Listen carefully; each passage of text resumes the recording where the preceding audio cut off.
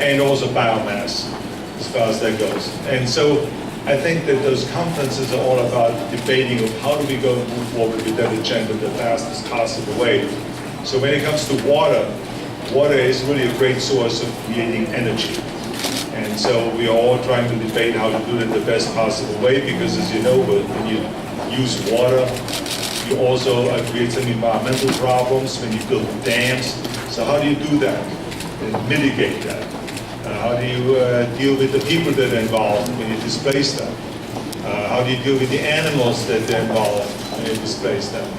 And when you have to move things around. So I think it is very important that we do it the right way.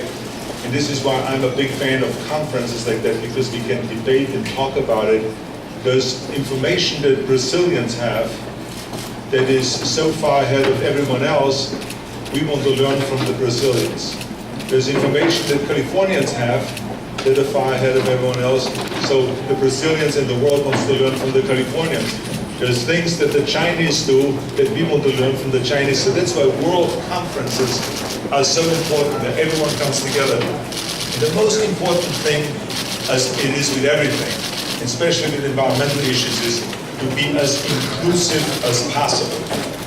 Because the reason why we in the United States don't have yet an energy policy or an energy future is because they have not learned how to work together. Democrats and Republicans are fighting endlessly.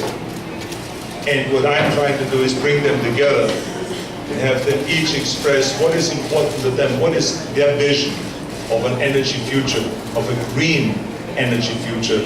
And I know for sure, as with everything, there's a way of working this, still working together and working this out.